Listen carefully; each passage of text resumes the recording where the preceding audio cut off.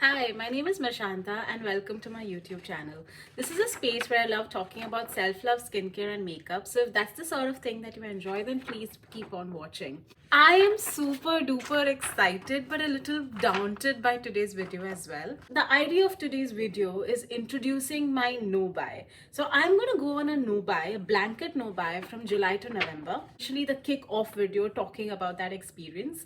I know we are already 1 week past July, but I started following this from the 1st of July. Big disclaimer, this is hugely inspired by the wonderful videos and thoughts that Hannah Louise Poston puts on YouTube, all about mindful consumption, no buy, low buys, etc. So I will link her videos in the description box below. Essentially, the reason I wanted to film this video is because I've been reflecting quite a bit in terms of my purchases, what I'm buying, what I'm using, etc. And I realized that I have gotten into this habit loop of browsing, wish listing, just buying, whether irrespective of whether I need that or not, and just waiting for the product to come, right? So and this is the kind of behavior that can really spiral very quickly out of control if you're not very mindful.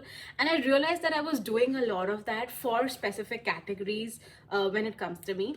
Now obviously the same categories that apply to me might not apply to you. For me, as is obvious, it is in the beauty space, it is on skincare, makeup, hair care, body care.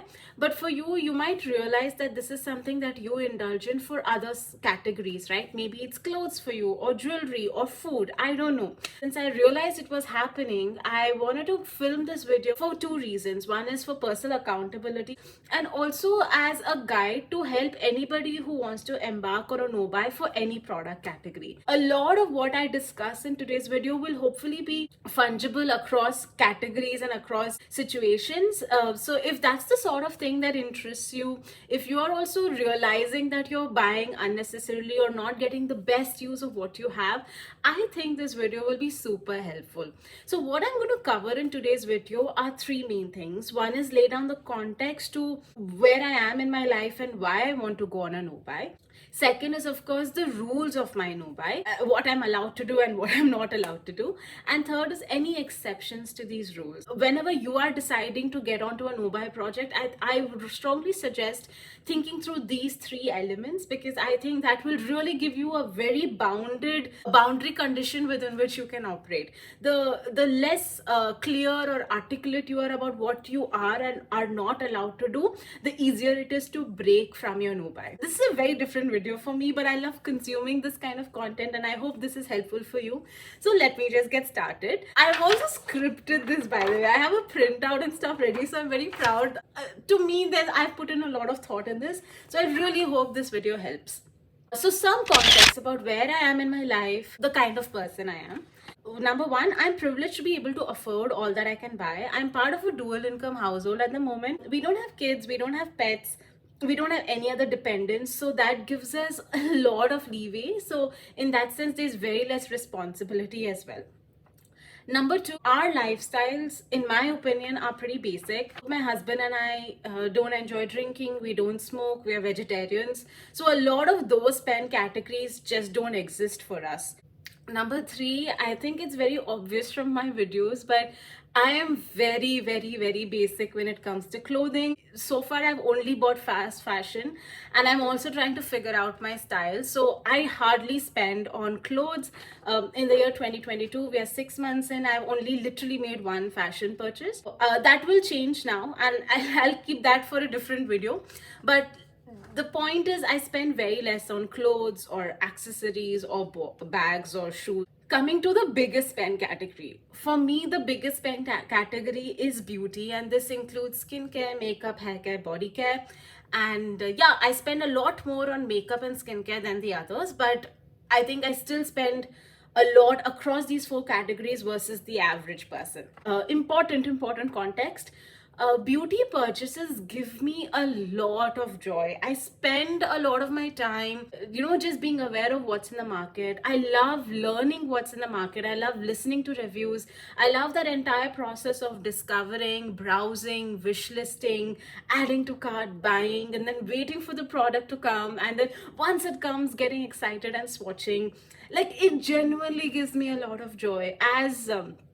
as materialistic as it sounds, right? So that's still a very fundamental part of the person who I am, and the idea is not to kill that. Touch wood, it is not a financially critical decision, time critical decision for me to suddenly go on a no buy. Like I said, because of our situation, it is something that I can indulge in. I have indulged in, and indulging in it has given me a lot of joy. So why do I want to go on a no buy? So first reason is, I personally think I have way too much for one person, and this is just my humble opinion.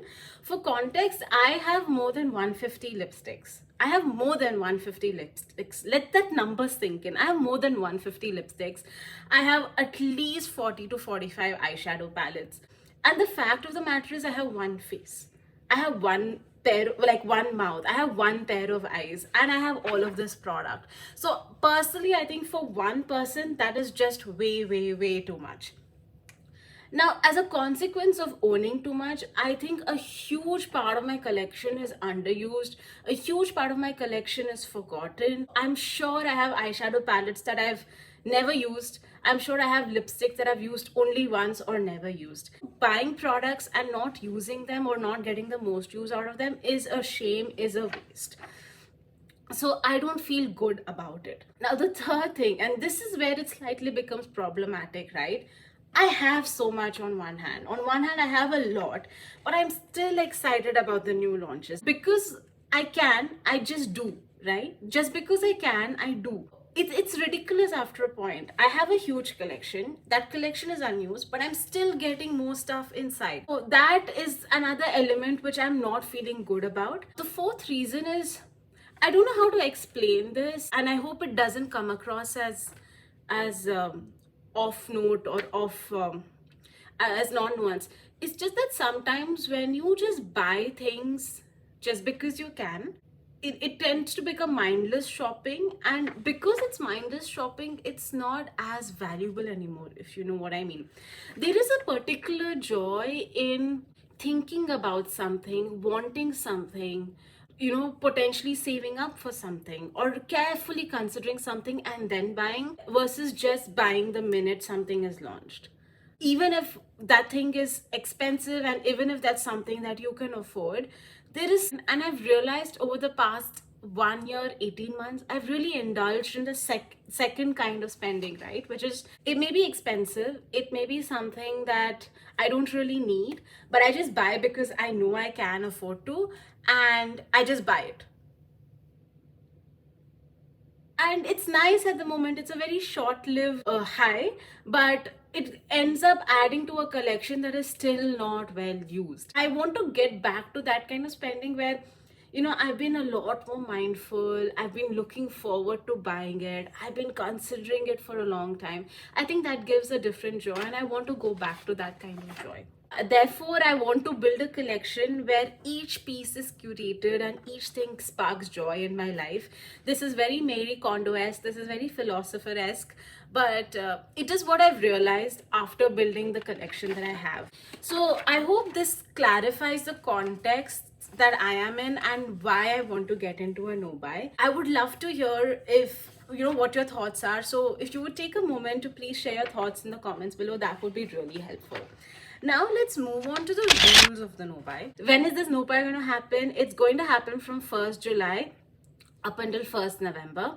I wanted to stop until 1st November because I know Black Friday is going to happen, and I will be in a situation where I can really take advantage of those deals, and I don't want to lose out on that window. A 4-month no-buy, this is something I've never ever done before, so I'm really excited to be buying something like this.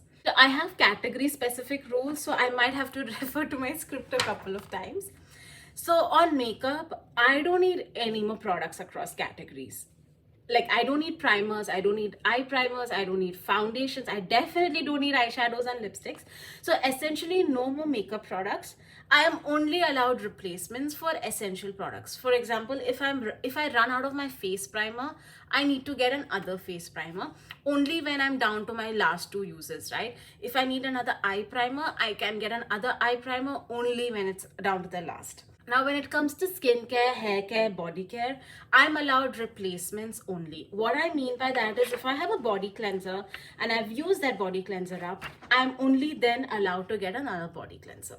Now, given the essential nature of some of these products, I always like having at least two in my collection, one that is in use and one which is in my inventory or cupboard, so that if I get done with it at night, I have another in the morning and I don't have to wait or compromise by just running out the store and getting some random product. So that is how I like to follow my skincare rules. Now, in terms of exceptions, there are some exceptions that I'm allowed. One is I am visiting India soon and I'm super excited about it. And I want to stock up on some effective, good, made in India skincare. I don't know when I'll be visiting India next after this. It's possibly going to be only 7-8 months later. So I really want to take advantage of this trip to stock up on skincare, which will last me the next 5-6 months.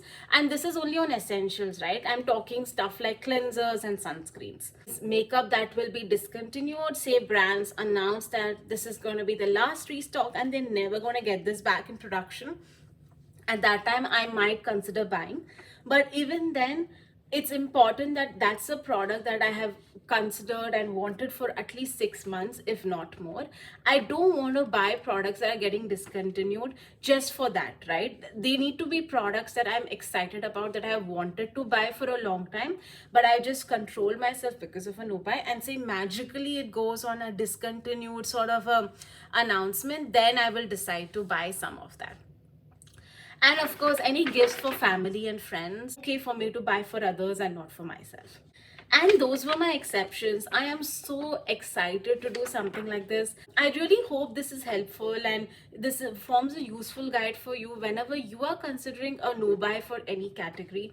I think restraint is always helpful because that's when it sort of makes the abundance more appealing. I do plan to kind of give an update every month, anytime that I'm tempted, any sort of stock ups that I've done, just so to maintain that accountability. And I really hope this video was helpful, this video was useful, and I would love to hear your comments and thoughts below.